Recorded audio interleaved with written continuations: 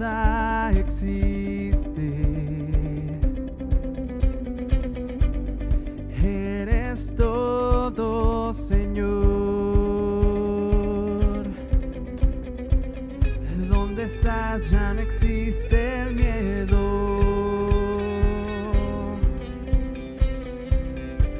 Y de ti huye el temor. Y mucho más cerca de tu presencia quiero estar, quiero estar.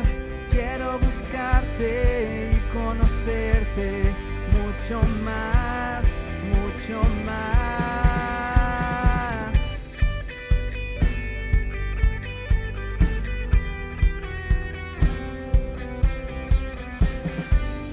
Como tú no hay otro,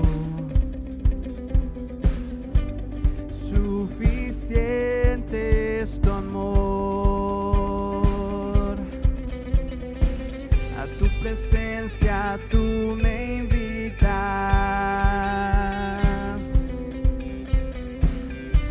y abres tu corazón. Mucho más cerca de tu presencia quiero estar, quiero estar. Quiero buscarte y conocerte mucho más, mucho más, mucho más cerca de tu presencia. Quiero estar, quiero estar. Quiero buscarte y conocerte mucho más, mucho más.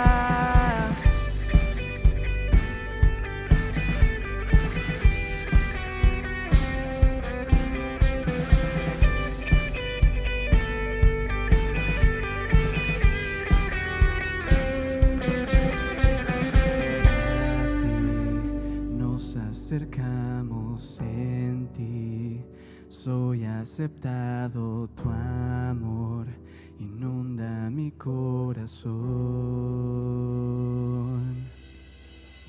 A ti nos acercamos en ti, soy aceptado, tu amor inunda mi corazón. A ti nos acercamos en ti, soy aceptado, tu amor inunda mi corazón. Mucho más cerca de tu presencia quiero estar, quiero estar. Quiero buscarte y conocerte mucho más, mucho más, mucho más cerca de tu presencia. Quiero estar, quiero estar. Quiero buscarte y conocerte mucho más, mucho más.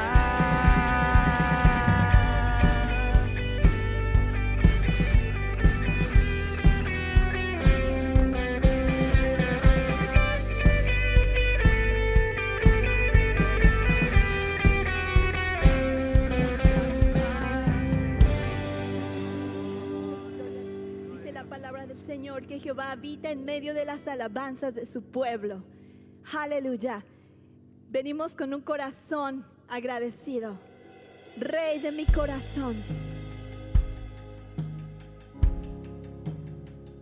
Aleluya.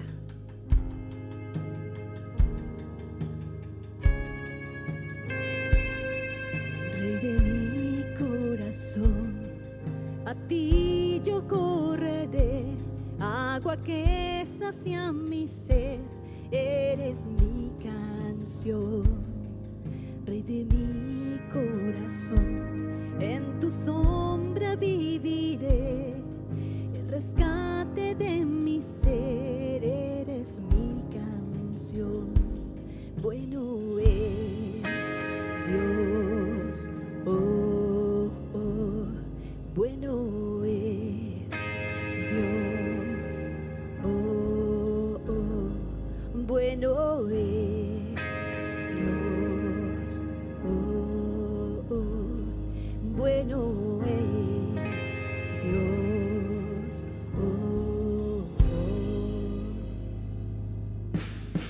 Rey de mi corazón, sediento al navegar, mi ancla en tempestad, eres mi canción. Rey de mi corazón, sé el fuego en mi interior, el eco en mi vivir, eres mi canción. Bueno es Dios, oh, bueno es Dios, oh, bueno es Dios, bueno es Dios,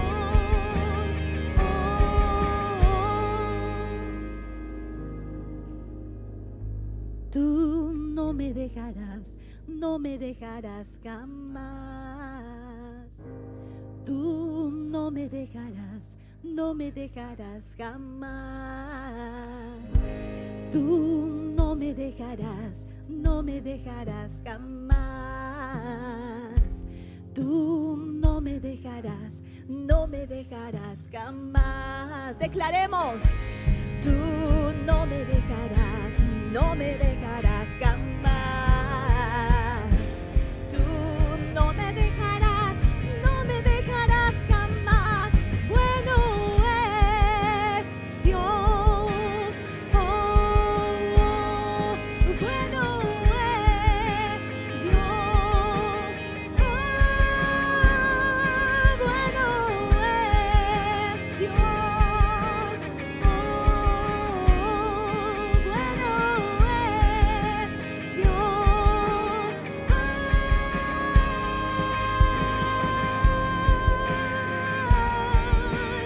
no me dejarás,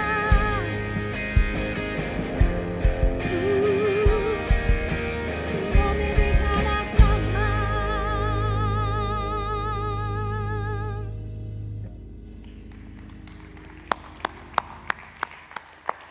Acompáñame a orar, por favor. Padre bendito, Señor, te damos gracias por este día hermoso que nos has regalado, papá. Te damos gracias por la lluvia, por las nubes, por el viento, Padre Santo, por la tierra que se renueva, Padre Santo, con cada gota que mandas, mi Señor. Te reconocemos, Padre, porque eres el Dios, eres el poderoso, Padre. Prometiste que nunca nos dejarías y siempre estás con los brazos abiertos, dispuesto a recibirnos, Padre. Tú eres el Dios, tú eres el omnipotente, tú eres el único que vive y reina por siempre y para siempre. Solo en ti confiamos, Padre, en el tesoro de la vida eterna. Y te damos gracias, papá, por el privilegio de poder estar aquí hoy, Señor. En nombre de Cristo Jesús, amén. ¿Pueden tomar su asiento? Bienvenidos, qué bueno que decidieron acompañarnos en este día lluvioso, para los que están aquí, para los que están en línea. Yo escuché la lluvia hasta mañana y toda la madrugada, estaba durmiendo muy rico. Entonces sentía ganas de no venir a la iglesia. Luego me acordé que Jorge estaba de vacaciones y me tocaba predicar a mí, entonces se me quitaron las ganas de seguir acostado ya. Me tuve que levantar. Pero es un privilegio poder estar aquí. Hay gente que camina un día, a veces dos, a veces tres, para poderse reunir como nosotros lo estamos haciendo. Entonces vamos a gozar del servicio. Queremos darle también la bienvenida a las personas que nos visitan por primera vez. Las personas que están en línea también les damos la bienvenida en cualquier parte del mundo desde donde nos estén acompañando. Y luego de las canciones y de la oración, vamos a volver con el servicio y mientras tanto siéntase libre usted de estar en pie, de aplaudir, de levantar las manos, de quedarse sentado y vamos todos a seguir adorando al Señor. Aleluya. Él está con nosotros cuando hay oscuridad. Él es la luz. La paz de Dios que sobrepasa todo entendimiento guarda nuestros corazones. Amén. Paz, dame de tu paz. Tormentas cesarán al oír tu llamar. En la adversidad, las olas calmarás, tu poder lo hará. Cristo, Cristo, la oscuridad temblante, Cristo, Cristo, no temeré. Cristo, Cristo, la oscuridad tiembla ante Cristo, Cristo.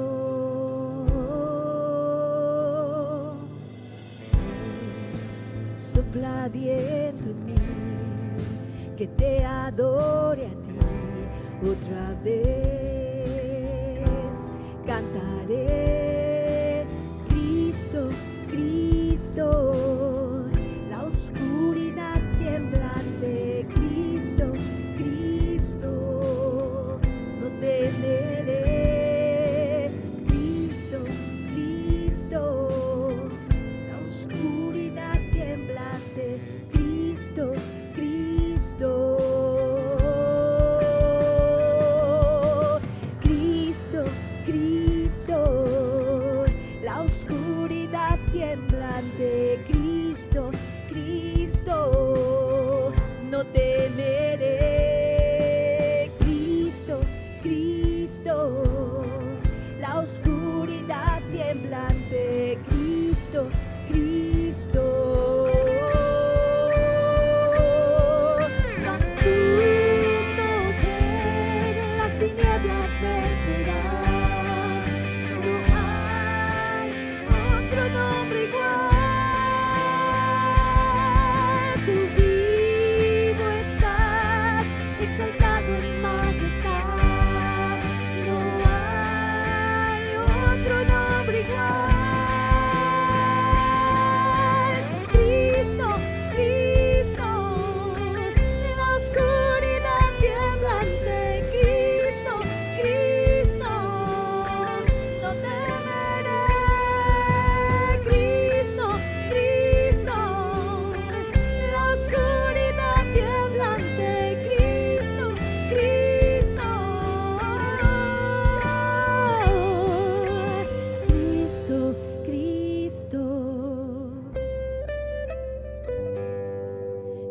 Cristo, Cristo, Cristo, Cristo, Cristo, Cristo, con tu poder las tinieblas vencerás. No hay otro nombre igual. Tú vivo estás, exaltado en majestad. No hay otro nombre igual. Con tu poder las tinieblas vencerás. No hay otro nombre igual. Tú vivo estás, exaltado en majestad. No hay otro nombre igual. Cristo, Cristo, la oscuridad tiembla ante Cristo, Cristo, no temeré. Cristo, Cristo, la oscuridad tiembla ante Cristo, Cristo. Cristo, Cristo.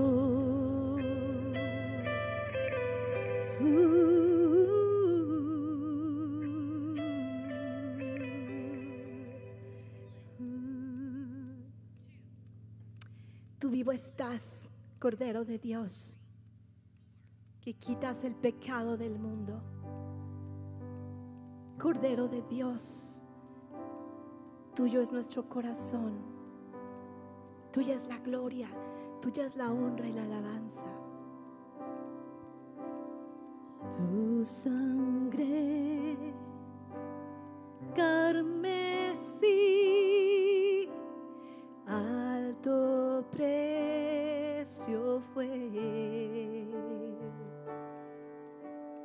Mi lugar Él tomó, nuestra esperanza es Él. Oh, la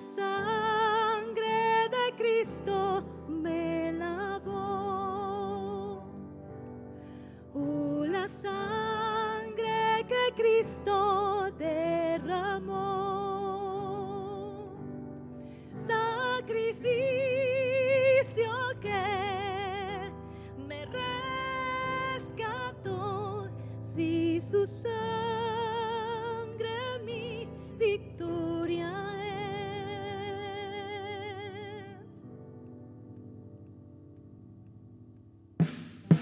es. Salvador, santo es, hoy vivo por él. Cordero es, el gran yo soy, mi pecado él tomó. Oh, la sangre de Cristo me lavó. Oh, la sangre que Cristo derramó. Sacrificio que me rescató, si su sangre mi victoria es. Oh, Cordero de Dios, oh, Cordero de Dios, oh, Cordero de Dios, precioso, oh, Cordero de Dios, sacrificio que me rescató, si su sangre mi victoria es.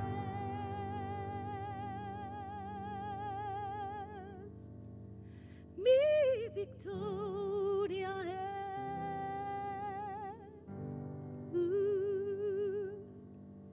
Aleluya.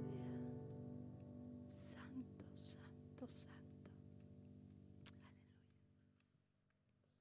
Pueden tomar su asiento. 5 años. Difícil de creer que han sido 25 años de servir a la comunidad, de amar a nuestros vecinos, de compartir a Jesús. Desde los primeros días de ir de puerta en puerta, recorriendo las calles, esperando que alguien apareciera, a tener ahora más de 2 millones de minutos de contenido visto en línea solo en 2020. Conectar gente a Dios y uno a otro era la meta en ese entonces y es la meta hoy. Pero, ¿cómo podemos seguir haciendo eso en un mundo en constante cambio? En una comunidad global que nunca ha sido más pequeña, donde mantenerse en contacto nunca ha sido tan fácil. No estoy seguro de que la conexión haya sido más difícil. 25 años para celebrar. Sí, es un gran pilar. Pero también es un punto de partida para hablar sobre lo que sigue.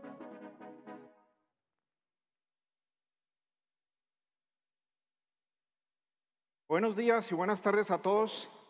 Estaba yo esperando un video supuestamente del pastor que iba a dar la presentación diciendo que no estaba aquí hoy, pero bueno, qué bueno que podemos celebrar 25 años de esta iglesia y qué bueno que podemos celebrar que estamos todos juntos aquí.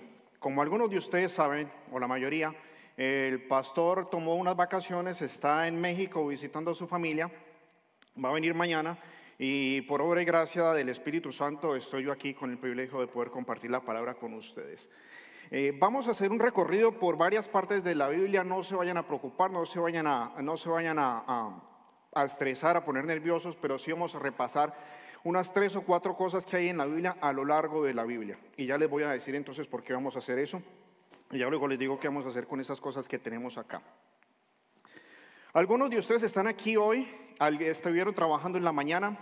Algunos de ustedes quizás salen de aquí hoy y van a trabajar en la tarde.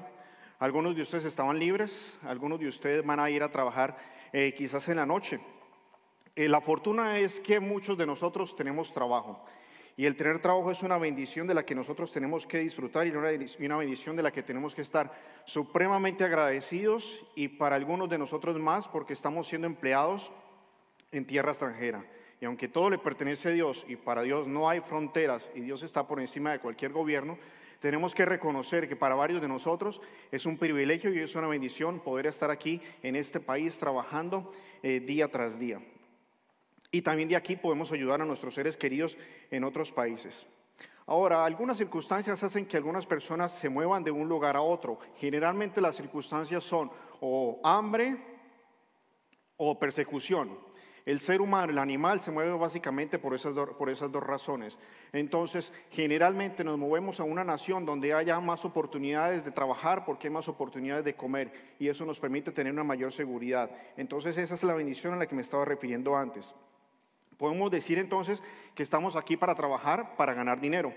¿Por qué? Porque el dinero es importante para nuestras vidas y el dinero es importante aquí y el dinero es importante en los lugares de origen. Solamente que en los lugares de origen a veces es muy difícil conseguirlo porque no hay oportunidades de empleo o porque no hay la seguridad para poder trabajar. Para Dios también es muy importante el dinero. No tanto el dinero como nosotros lo conocemos, como el dinero físico, como las monedas o como los billetes de los que vamos a hablar un poco hoy, sino más bien del uso que le damos al dinero. Eso es mucho más importante para Dios. Algunos de ustedes en algunas ocasiones anteriores han escuchado estos números a los que me voy a referir, pero en la Biblia tenemos un poco menos de 500 versículos que hablan acerca de la fe. En la Biblia entera, menos de 500 versículos que hablan de la fe. Hay aproximadamente unos 500 versículos que hablan o se refieren a la oración. Y en la Biblia hay por lo menos 2.350 versículos, 2.350 versículos que hablan o del dinero, o de las posesiones, o del manejo que nosotros le demos al dinero y a las posesiones. Entonces, al parecer, el asunto del dinero y de las posesiones es de bastante importancia para Dios.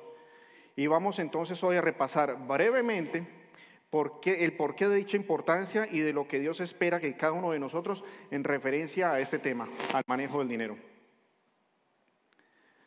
Para abordar el asunto de manera apropiada debemos dar el recorrido que le dije inicialmente por la Biblia, pero va a ser muy breve. Entonces lo primero que tenemos que revisar es el primer versículo que nosotros tenemos en la Biblia y por eso tenemos que ir a Génesis 1:1. El libro de Génesis es conocido para los hebreos, para los judíos, no como Génesis, sino con sus primeras palabras. Y dice en el principio, porque dice en el principio, Dios creó los cielos y la tierra. Punto. Está facilito hacia allí. Entonces estos dos primeros versículos de la Biblia, el número 1 y el número 2 de Génesis, del primer capítulo de Génesis, nos habla del inicio milagroso para nosotros de la materia. Nos habla de una perfección, nos habla de un Dios creador, nos habla de un universo. Pero la gramática de todo este versículo requiere algo más profundo, requiere un análisis mucho más profundo. En resumidas cuentas, lo que estamos encontrando en Génesis 1:1 no es solamente la creación de la nada, sino la perfección y la sustentación de todo lo que vemos a lo largo de la Biblia, de todo el universo, donde Dios se muestra como el ejecutador de la creación. De allí tenemos que partir, de que ninguno de los que está aquí presente hoy estamos allí en el inicio. Y hubo un Dios, hubo un creador. Y como creador en ese momento es dueño. Más adelante seguimos por la Biblia en los antiguos tiempos, ya no tanto los 6.000 años atrás, sino que nos movemos unos 2.000 años más adelante y entonces nos encontramos a Moisés. Y entonces Moisés en el libro de Deuteronomio, que no significa una segunda ley ni la repetición de la ley, como a veces se nombra equivocadamente, sino que es básicamente la recopilación de los sermones o de los recuentos de la ley que dijo Moisés. Tenemos que ir a Deuteronomio 10:14, porque más o menos unos 2.000 años después de la creación del mundo aparece Moisés, y en uno de estos recuentos en 10:14, en Deuteronomio 10:14 dice: He aquí, al Señor tu Dios pertenecen los cielos y los cielos de los cielos, la tierra y todo lo que hay en ella. Entonces lo que está haciendo aquí Moisés, y no tenemos que llegar a toda la discusión que tendríamos hoy aquí en adelante, si Dios creó o no creó, es que desde hace 4.000 años Moisés estaba reconociendo que el ser humano no había creado nada, sino que simplemente había habido un Dios creador, y que ese Dios creador era el dueño absoluto de todo. Y que simplemente por su gracia, que simplemente por su misericordia, decidió escoger a un grupo de hombres para formar de ellos una nación. Y después con los hijos de ese grupo de hombres, con esos descendientes, seguir la tarea de seguirlo llamando su nación y llamarnos testigos. Simplemente es el recuento que encontramos en Deuteronomio. Avanzamos unos cientos de años más adelante y encontramos entonces a David. David estaba ya prácticamente en sus últimos días o en sus últimos años.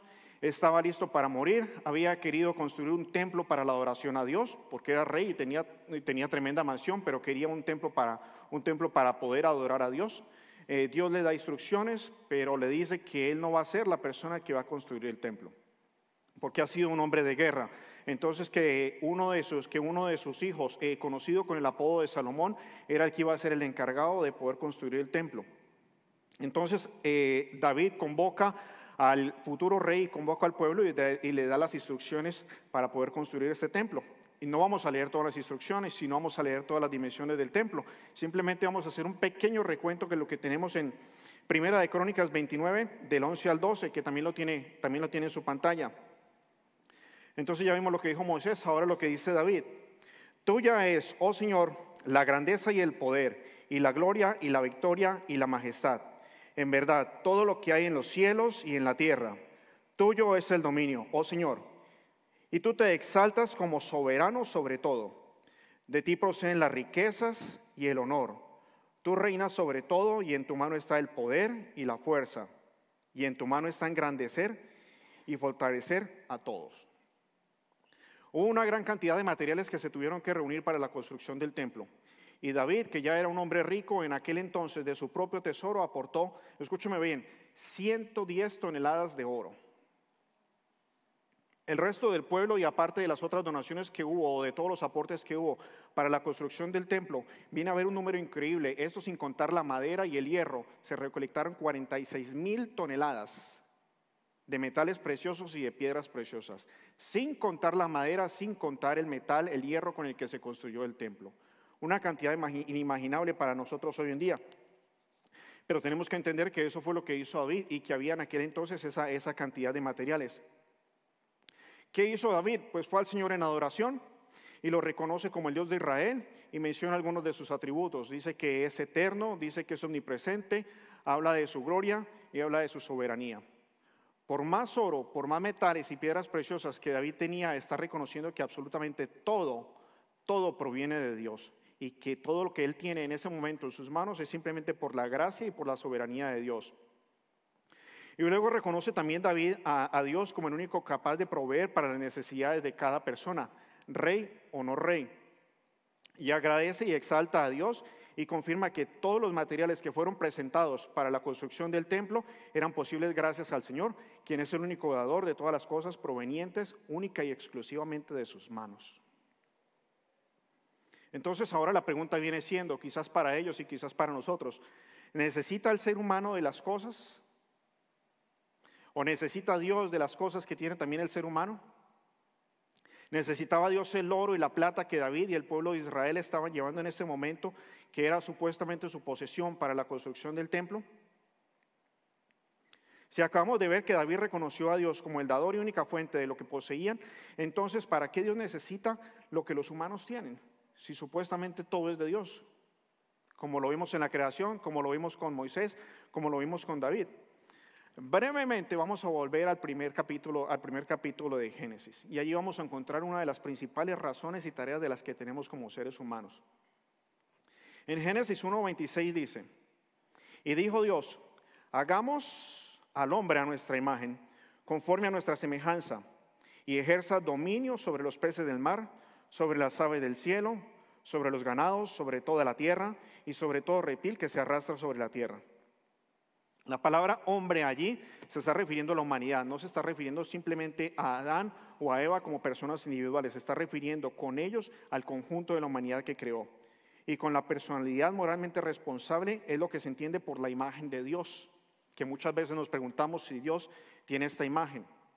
La personalidad implica entonces tres cosas: la autoconciencia, el poder de razonamiento y el sentido moral. Esa es la imagen que el ser humano tiene como al haber sido hecho a imagen y semejanza de Dios. En otras palabras, cualquier ser que pueda decirse a sí mismo soy, debo o quiero está hecho a imagen y semejanza de Dios. Los padres no solamente engendran a los hijos, generalmente los padres quieren que sus hijos sean una copia de lo que ellos fueron.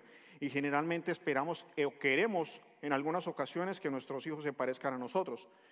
En algunas ocasiones les hacemos un daño, pero es más o menos lo que estamos esperando, ¿no? Que se parezcan físicamente a nosotros. También estamos esperando que se parezcan en el carácter. También estamos quizás esperando que se parezcan en la forma de ser. Esa es la misma intención que tenía Dios, que nosotros reflejáramos exactamente su carácter. Y los niños siguen los pasos de los padres. Con la obediencia están reflejando realmente lo que le estamos enseñando nosotros como padres. De la misma manera, Adán y Eva fueron creados para representar a Dios y llevar a cabo sus derechos, su voluntad, los deseos que tenía y revelar así su imagen. Ahora, las personas deben gobernar sobre todo lo que Dios ha hecho, es decir, sobre los peces, las aves, el ganado, y como Dios lo haría, sabia y prudentemente, no con los antojos del ser humano. Entonces repasamos brevemente la creación, pasamos un poquito por los tiempos de Moisés, los patriarcas, nos fuimos un poquito más adelante a la época de los reyes con David, y nos devolvemos un poquito a Génesis y nos encontramos que allí también estábamos nosotros. Porque lo que se le ordenó no fue solamente a Adán y a Eva, estamos hablando de la humanidad, varón y hembra básicamente. Y para seguir adelante con esto, entonces necesitamos repasar de dónde viene el dinero. Porque lo que hemos encontrado hasta acá, todavía no hemos encontrado el dinero en la Biblia, pero encontramos algo referente a oro y plata. Bueno, vamos a repasar un poquito básicamente la historia del dinero en unos breves minutos. Inicialmente las necesidades de alimento y de refugio pues eran fácilmente suplidas. Simplemente cada persona o cada ser humano buscaba lo que necesitaba, si era refugio o si era comida, lo encontraba, se acomodaba. Luego, si necesitaba más, se movía y volvía a encontrar este refugio o el alimento para poder sostener a su familia. Luego, algunas tribus, algunos grupos de personas empezaron a desarrollar alimentos y a desarrollar cultivos. Entonces, podían intercambiarlos con otras personas, podían hacer trueque. Porque todos, como lo vemos hoy en nuestra tierra, no todo se produce igualmente en las tierras en donde estamos, varía de región a región. Entonces, si necesitaban algo, pues simplemente buscaban alguna otra tribu, algún otro ser humano que tuviera de aquello y lo intercambiaban. Entonces luego vino el dilema. Entonces, ¿qué hago si necesito algo, pero no quiero nada de lo que aquí él tiene? ¿O qué tal si necesito algo y el que tiene eso no quiere recibirme lo que yo tengo para poderlo intercambiar? Entonces, pues el dinero principalmente, lo que nosotros conocemos como dinero, es simplemente un medio de intercambio. Entonces ha servido el propósito simbólico de tener un valor para los hombres desde el comienzo de los tiempos. Incluso antes de que las leyes fuesen formuladas, el dinero ya estaba en circulación. Las formas de dinero han variado de región a región y han variado con los tiempos. Una de las primeras formas que conocemos y que lo vemos bíblicamente en forma de dinero era el ganado, las ovejas. Hoy en día también el ganado y las ovejas siguen siendo una representación económica, siguen siendo una representación de posesiones. Entonces los beduinos en el desierto, los nómadas también algunos en el desierto y en algunas otras regiones se mueven de lugar en lugar buscando el alimento, el agua y el refugio para su ganado, y entonces miden sus riquezas en cabezas de ganado y también pagan sus deudas con cabeza de ganado. Y se sigue haciendo eso hoy en día. Tenemos un amigo pastor que estuvo de los varios recorridos que hace por Tierra Santa. En una ocasión de estas fue a Egipto, y uno de estos beduinos, habitantes del desierto, le estaba ofreciendo no sabemos cuántas cabezas de ovejas por la hija, porque le gustó la hija, y entonces quería seguirlo haciendo como lo hacen ellos en estos momentos, pero pues era la hija de uno de nosotros acá, no le iba a vender la hija. A veces quisiéramos encontrar a alguien que nos diera cabezas de ganado por alguien y decir, bueno, te vendo a este indeseable, te vendo a este que no me cae bien. A veces podemos pensar que también nos quieren vender a nosotros por cabezas de ganado, por ser uno indeseable. Pero hoy en día se sigue trabajando con eso. En los tiempos coloniales aquí en América, en lo que nosotros conocemos como Norteamérica, los indios de Norteamérica en aquel entonces usaban algunas conchas pequeñas como moneda de intercambio. También usaban las pieles de los castores como divisa. Y esas pequeñas conchas también siguen funcionando hoy en día. Y me traje una pequeña concha aquí solamente para que la puedan ver en la cámara. Pero no significa que estas eran las conchas que ellos usaban. Eran conchas pequeñas, de las de colores, de las que sacamos del mar o de las que podemos sacar quizás de algunas corrientes de aguas. Esas conchas representaban un valor y entonces se podían intercambiar. Eso era una forma de dinero. También en lo que conocemos como América Central o lo que conocemos como como Suramérica, se comerciaba con los granos de cacao, que era lo que se tenía a la mano. En algunas otras partes donde habían herramientas se comercializaba con piedras labradas. En China fueron usados los cubos prensados de té. Había té, pues los prensaban y eso lo utilizaban como moneda de cambio. Luego también en otras regiones tenemos certeza histórica de que se usó la sal. Y no la sal que tenemos en la mesa para subirnos la presión cuando le echamos más a las cosas, sino la sal la sal gruesa que se untaba a los alimentos para poderlos conservar. Entonces de allí tenemos la palabra salario, como hemos visto en algunas ocasiones en los grupos de estudio. También el oro y la plata, así como nosotros lo hemos visto acá, funcionaron como dinero, como moneda de intercambio, conociendo la palabra moneda como el dinero. Y esto fue lo mismo que nos estaba comentando aquí David. Entonces ya estaba presente el oro y la plata antes y servía como metal de intercambio.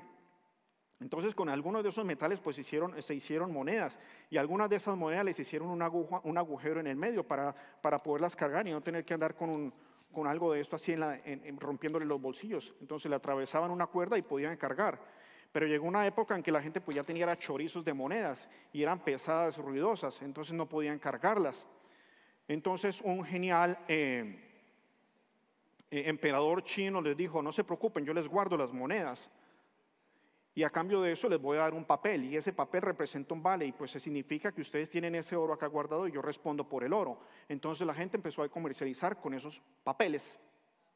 Luego vino Marco Polo y se llevó la misma idea para Europa, y en Europa ya estaban comercializando con algo similar. Entonces básicamente adoptaron la misma idea. La gente llevaba sus metales preciosos, los dejaba consignados allí, alguien les daba un vale y con ese vale comercializaban porque tenía el valor real de lo que era el oro o la plata que estaban consignando. Y entonces aquellas personas que recaudaban ese dinero también estaban haciendo préstamos y también estaban cobrando intereses. Y esas personas se sentaban en una banca. Y entonces de allí viene la palabra banco de lo que nosotros conocemos hoy en día. Yo creo que con el mismo corazón, ese como que no les ha cambiado, pero sigue, es lo que nosotros conocemos hoy como lo que es el banco. Entonces la tradición del papel se extendió por Europa, y como habían varias comunidades, varios países como nosotros conocemos hoy, cada país estaba imprimiendo su papel. Entonces era frecuente encontrar problemas para poder ajustar el valor de cada papel en cada país. Entonces fue cuando nació en el siglo XVII en Ámsterdam el primer banco central, que fue el que dijo: yo soy el que voy a establecer el valor de cada papel de acuerdo a la cantidad de oro que tenga, y se tiene que recibir sea el papel que sea, de acuerdo al país que sea. Entonces cada billete estaba representado por oro, lo que lo hacía confiable, porque era oro realmente lo que se estaba validando con este. Después de la Segunda Guerra Mundial, la reserva más grande de oro estaba acá en Estados Unidos. El resto de los países estaban endeudados y todos estaban solventando o respondiendo con sus deudas con el dinero que tenían representado en oro, porque era oro real. Y así mismo lo hicieron muchísimos otros países. El problema fue que en 1965 los franceses vinieron con sus papeles y decidieron sacar el oro de Estados Unidos. Y cuando se llevaron el oro, los otros países pensaron que algo estaba pasando, entonces también vinieron a Estados Unidos con los papeles que tenían y dijeron: deme mi oro. Entonces vino una crisis económica en 1971. ¿Y qué hizo Estados Unidos? Bueno, como ya no podía responder con los papeles que tenían oro, dijo: bueno, ahora el mercado es el que va a establecer el verdadero valor del dólar. Y como tenía cierta fama y cierta tradición confiable, entonces hasta el día de hoy muchísimas deudas y muchísimos países siguen confiando en lo que es la moneda del dólar. ¿Okay? Lo único es que nosotros pues básicamente estamos teniendo fe de que cuando llevemos estos papeles nos van a dar algo a cambio. Sin embargo, ninguno de estos papeles está representado por oro. Pero cristiano o no, tenemos fe de que si llevamos este papel a alguna parte nos van a dar algo a cambio. Cristianos o no, seguimos teniendo fe y seguimos teniendo confianza de que algo nos van a dar cuando llevemos estos papeles. Estamos entonces hablando de puro papel: plata, lana, marmaja, pisto, mosca, como lo conozca en su país. Ustedes saben a qué me refiero, a puro papel. Estamos hablando de algo efímero. Y esos papeles son los que representan básicamente nuestro trabajo, porque cuando cada uno de nosotros va y gasta horas de trabajo con nuestra habilidad, con nuestro tiempo, con nuestras capacidades, pues nos dan de estos papeles. más o menos. Imagínense, si este papel es papel y no está representado por oro, imagínense lo que puede pasar con las monedas electrónicas. Estamos entonces hablando de tiempo que nosotros invertimos con nuestro talento, recursos que nos da Dios, y a cambio nos dan esto. Y nosotros entonces tenemos que venir a manejar ese dinero. Y entonces aquí es donde volvemos a entrar en la Biblia, porque César se salió bastante. Pero bueno, el oro y la plata son de Dios, entonces seguimos hablando de las posesiones de Dios, por ahí tengo perdón. Pero tenemos que hablar de las riquezas verdaderas, porque esto es papel. Y para eso tenemos el primer punto, nuestra relación con el Señor. En Lucas 16:11. Por tanto, si no habéis sido fieles en el uso de las riquezas injustas, ¿quién os confiará las verdaderas? Por lo tanto, si no habéis sido fieles en el uso de las riquezas injustas, ¿quién os confiará las verdaderas? La confiabilidad no depende de la cantidad de la que se nos haga responsable, sino del carácter. Estamos entonces hablando de fidelidad, y el uso del dinero ahora demuestra el carácter que tiene la persona, si es una persona digna o no una persona digna de confianza.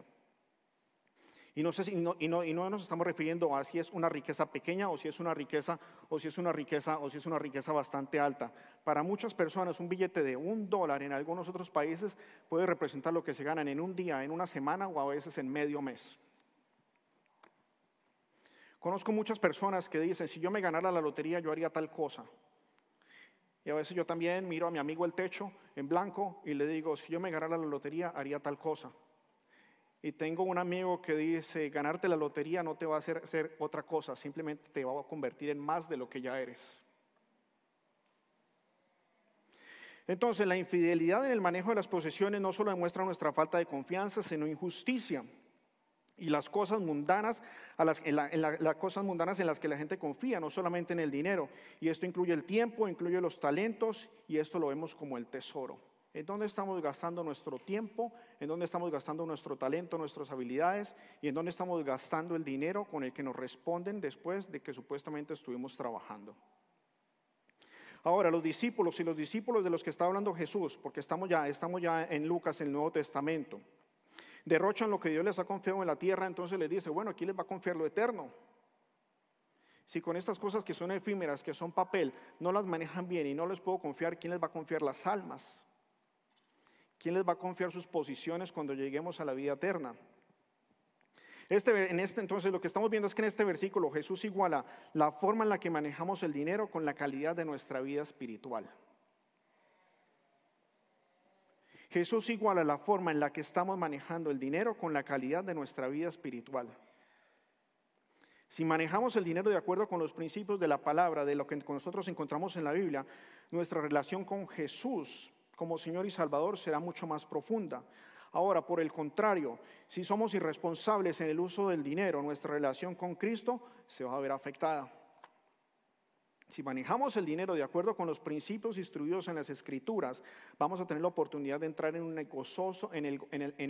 el gozo de la relación íntima, mucho más íntima con nuestro Señor. Y debemos tener esa responsabilidad, debemos tomar esa responsabilidad con la debida seriedad. Ahora,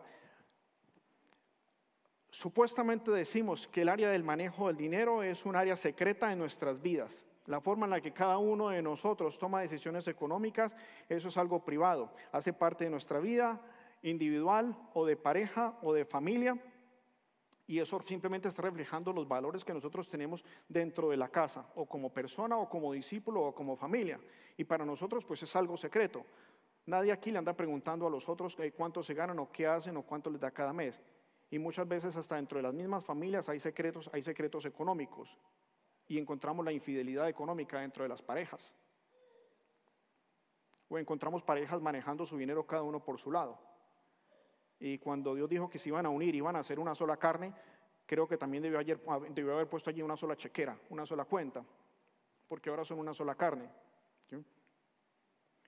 Y entonces pensamos que para nosotros pues eso es algo secreto, y apagamos la luz o cerramos la puerta, o lo hacemos en silencio para que nadie nos escuche. Pero se nos olvida que Dios nos está viendo, y se nos olvida que Dios sabe lo que tenemos en nuestro corazón antes de que llegue a nuestra boca. Y eso nos lleva al segundo punto, la competencia con el Señor. Mateo 6:24. Nadie puede servir a dos señores, porque o aborrecerá a uno y amará a otro, o se apegará a uno y despreciará al otro. No podéis servir a Dios y a las riquezas. Ojo con esto. Y vamos a hacer una pausa aquí también breve porque tenemos que aclarar esta parte de acá. Porque ser rico no es pecado. Entonces viene la elección entre dos maestros. Y entonces esto es lo que representa entre los tesoros y la elección de las dos divisiones. Y ojo porque vamos a hablar acá de los tesoros. Cuando está hablando aquí de las riquezas o de la propiedad, está hablando aquí de lo que Jesús personificó como un Dios, de algo en lo que íbamos a poner, algo en lo que íbamos a poner la confianza. Entonces iba a ser un objeto competitivo de confianza, de poner nuestra confianza en papeles como estos, o de poner nuestra confianza en Dios. Y entonces hacemos de esto el Señor y Dios de nuestras vidas, pero sigue siendo papel. Entonces una persona puede trabajar para dos empleadores, una persona puede tener 2 o 3 trabajos como algunos de ustedes. Algunas personas pueden estar trabajando 7 días a la semana desde que llegaron a este país, porque conocemos a varios. Algunos tienen otra forma de trabajo más relajada, pero igual estamos trabajando y igual estamos esperando recibir algo de dinero al fin del mes. Aquí lo que está diciendo este versículo es mucho más profundo porque habla de esclavitud. Entonces decido ser esclavo de las riquezas o decido ser esclavo del amor de Dios. Es básicamente eso lo que está diciendo aquí, lo que está diciendo Dios acá. No está diciendo que ser rico es pecado, porque para nosotros en este país, a comparación de muchas otras personas en el mundo, con el dinero que estamos ganando aquí, mínimo somos ricos en comparación a lo que muchas otras personas se ganan en otro país. Entonces, ese término va a variar de región a región, de acuerdo a los ingresos y de acuerdo a la capacidad económica que tenga cada persona. El término de riqueza me refiero. Pero la riqueza a la que se está refiriendo Dios acá es o me aman a mí o aman a esas riquezas. Y esa riqueza se está hablando de procedencia humana, de procedencia mundana. Y no podemos poner la confianza en eso, porque como vimos, son solo papeles. Entonces, la palabra de Dios habla tanto sobre el dinero, porque es el mayor rival que tiene Jesucristo por el señorío de nuestras vidas. Y acá estamos hablando de Jesucristo como nuestro Señor. No podemos decir que Dios es el Señor de toda mi vida, menos de la forma en que tomo decisiones económicas. De eso me encargo perfectamente yo.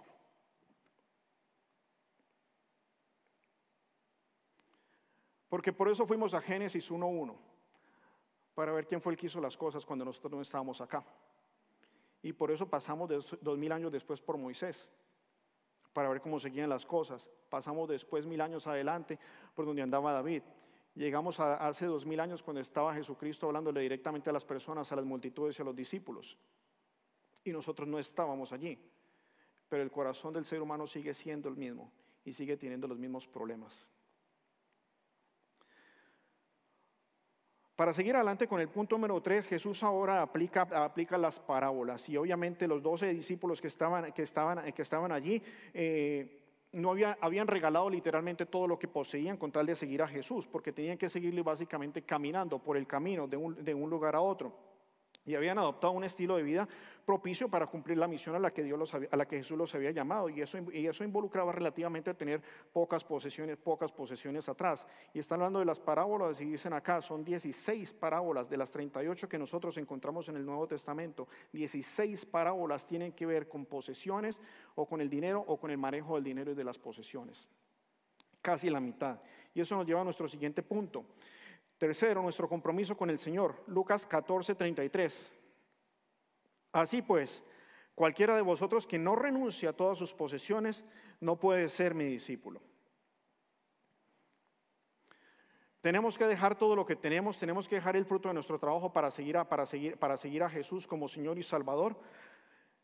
No se refiere exactamente a lo que estaban haciendo los discípulos en aquel entonces, que tuvieron que desprenderse de todo lo que los estaba atando para seguir caminando con Jesús a través de todo lo que se conocía de la tierra en aquel entonces, para poder seguir adelante difundiendo el Evangelio y difundiendo las palabras de salvación.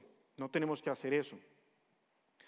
Ahora, deberíamos entender que el mandamiento de Jesús quiere que la voluntad sea de desprendimiento, de que no estamos atados a esto. Porque si seguimos atados a esto, no vamos a tener un verdadero compromiso con el Señor.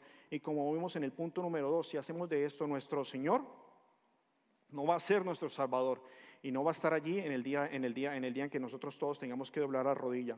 Entonces, aparte de esto, aparte del desprendimiento del que está hablando Jesús, también les está hablando del tipo de administración de lo que iban a tener que dar acá. Y ya conocimos también dentro de esos 12 a alguno de ellos que no fue muy buen administrador, y preciso era el que tenía la bolsa con la plata. Y no la administró de una manera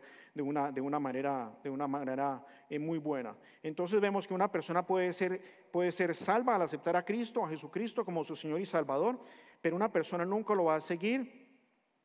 No lo va a seguir ni le servirá hasta que esté dispuesto a hacer un sacrificio. Y eso es lo que este pasaje está enseñando.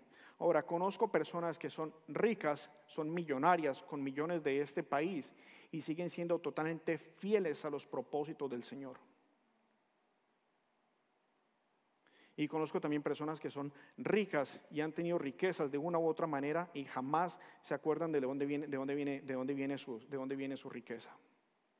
Entonces hay diferencias entre ser un creyente y ser un discípulo. Y desafortunadamente no todos los creyentes son discípulos. Para empezar a concluir aquí tenemos que resumir. Dios, tal y como se ve en las Escrituras, es muy distinto, varía mucho a como mucha gente se lo imagina. Con mucha frecuencia la gente no reconoce ni su amor ni la grandeza de su poder, y a veces nos pasa a nosotros mismos siendo discípulos de Jesús y tenemos que abrir los ojos y volver a la Biblia y repasar estas palabras como lo estamos haciendo hoy. Tenemos que cambiar nuestra imagen mental de Dios, procurando siempre entender lo que la Biblia nos dice de Él. Y para resumir en esta conclusión tenemos que ver que Dios es el Señor del universo porque lo creó y sigue teniendo autoridad sobre ese universo. Nosotros no estábamos en el momento de la creación como lo vimos en Génesis 1:1. Sabemos que el Señor sigue siendo el Dios de las naciones, por encima de cualquier ley, por encima de cualquier gobierno, por encima de cualquier partido, por encima de cualquier frontera. Dios sigue siendo soberano sobre las naciones que nosotros tenemos en este mundo. Y el Señor da a cada uno de nosotros. Sigue siendo el Señor de nuestras vidas. Nada, absolutamente nada en el tema de las finanzas es más importante que nosotros podamos captar la visión de quién es Dios y cuál es el papel que Él juega en nuestras finanzas. Y ya que vimos el papel de Dios como soberano, como eterno, como creador, también tenemos que ver nuestro papel en este resumen. Y nosotros estamos llamados a ser fieles con lo que se nos da, o más o menos. Porque nada, absolutamente de lo que se nos da, así sean conchas, así sean billetes de uno u otro color, de este país o de otro país, nada absolutamente nos pertenece. Todo, como vimos desde la creación del mundo, como lo vimos con Moisés, como lo vimos con David, le pertenece a Dios. Y si a nosotros nos es dado algo, lo único que nosotros tenemos que hacer es ser fieles en todas las áreas, fieles con lo que nos den de dinero, fieles con lo que tengamos nosotros de tiempo, fieles con lo que nosotros tengamos de talento, fieles con las personas que Dios nos ha dado a nuestro cuidado. Y tenemos que tener mucho cuidado con las tendencias del mundo y con las tendencias de las que vemos en muchas ocasiones. Tengan en cuenta esto: cuando todas las personas o la gran mayoría de personas están corriendo en una dirección, probablemente esa dirección está equivocada, porque es la dirección que le está enseñando el mundo. Entonces detengámonos un momento, pensemos, revisemos lo que dice la palabra de Dios, revisemos qué nos dice Jesús, y allí entonces tomamos una decisión y no salimos corriendo a comprar papel higiénico porque todo el mundo salió a comprar papel higiénico por todo el mundo. Entonces tenemos que tener un criterio bíblico para tomar decisiones económicas, porque el reflejo de nuestro carácter está en las decisiones que nosotros tomemos con lo que nos ha sido confiado. La forma en la que tomamos las decisiones económicas es simplemente una expresión externa de la condición espiritual. Cuando venimos al bautismo, venimos aquí simplemente al bautisterio en una expresión física, en una expresión externa de una decisión que espiritualmente ya tomamos en nuestra vida, en nuestro corazón, en nuestro espíritu. Con las finanzas simplemente es eso. El manejo de las finanzas es simplemente un reflejo de las decisiones que nosotros internamente estamos tomando, espiritualmente estamos decidiendo hacer. Para finalizar, en Mateo 6, 19 al 21, no lo tienen allí, Mateo 6, 19 al 21, dice: no os acumuléis tesoros en la tierra, donde la polilla y el óxido destruyen, y donde ladrones penetran y roban, sino que acumulen tesoros en el cielo, donde ni la polilla ni el óxido destruyen, y donde los ladrones no pueden penetrar a robar, porque donde esté tu tesoro, ahí está también tu corazón. El tesoro de nosotros tiene que estar puesto en la palabra de Dios. El tesoro de nosotros tiene que estar en la eternidad, no en las cosas efímeras que van pasando, porque esto no nos va a llevar absolutamente a ningún lado bueno. ¿Necesitamos dinero? Claro que sí. ¿Estamos opuestos a las riquezas? Claro que no, porque con las riquezas podemos ayudar a muchísimas personas y podemos reflejar un mejor carácter de lo que Dios ha hecho en nuestras vidas. Hay dos ejemplos que quiero mostrarles simplemente para finalizar. Algunos de ustedes han escuchado a los magnates Rockefeller, de la familia Rockefeller.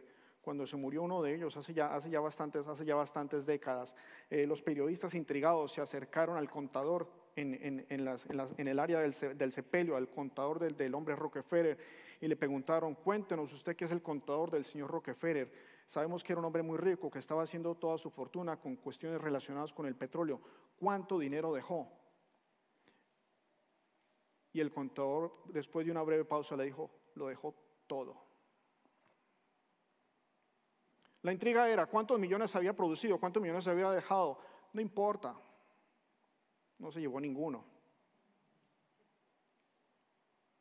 Y por último, un ejemplo que de pronto ustedes conocen más frecuentemente porque ha sido más en Latinoamérica.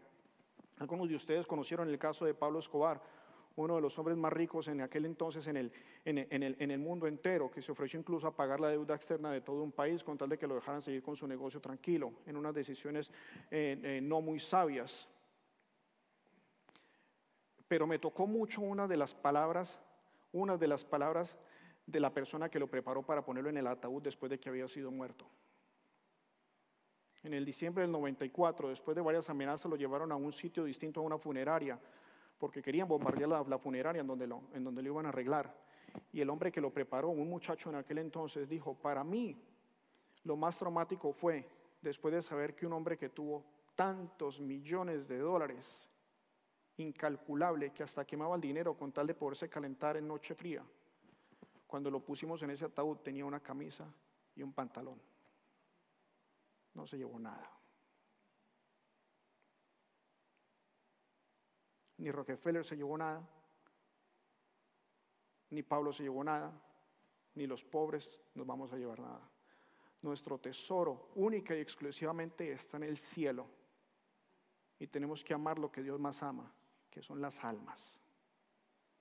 Y aquí en la tierra, mientras estamos simplemente manejando esto, el buen manejo de las posesiones es simplemente el reflejo de nuestra condición espiritual y de nuestro compromiso con el Señor. Acompáñeme a orar, por favor. Padre bendito Jehová, te queremos pedir perdón porque muchas veces, Padre Santo, hemos manejado nuestras finanzas mal, Padre. Hemos malgastado el tiempo, hemos malgastado los talentos que nos has dado, hemos malgastado las fuerzas, Padre Santo. Hemos derrochado, Padre Santo, sin control. Padre, pero te damos gracias, mi Señor, porque hoy podemos escuchar esta palabra, Padre. La respuesta está acá, Padre Santo, en la Biblia, en tu palabra, mi Señor. La respuesta salió, Padre Santo, de los labios de tu Hijo Jesús mientras caminaba sobre la tierra. Gracias, Padre Santo, por abrir nuestros ojos. Gracias, Padre Santo, por tener confianza en nosotros para manejar lo que nos has dado para manejar. O poco o mucho, mi Señor, te pertenece, Padre Santo. Hasta el aire que respiramos, Padre Santo, para nuestros pulmones, te pertenece, mi Dios. Solo tú eres el soberano, mi Rey. Solo tú eres el poderoso. Solo tú eres el creador, el sustentador y el dueño absoluto de todas las naciones, Padre. De este universo infinito, Padre Santo, que no hemos podido calcular ni con los telescopios más potentes, Padre.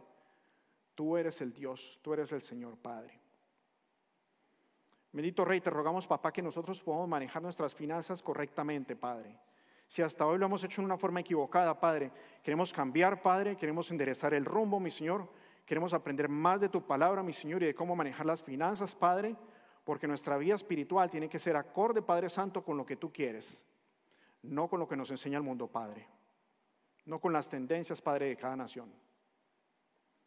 Te queremos seguir a ti, bendito Rey Celestial. En ti confiamos y en ti esperamos, Padre. Y si hay alguien aquí que quiera reconocer a Jesús como su Señor y Salvador, este es el momento. Porque ningún dinero ni absolutamente ninguna persona nos van a llevar al cielo, porque no hay ningún intermediario entre Dios y el hombre sino Cristo Jesús. Cualquier otra cosa es vana, es ilusión. Y no tiene el poder sobre la vida y sobre la muerte como lo tiene Jesús.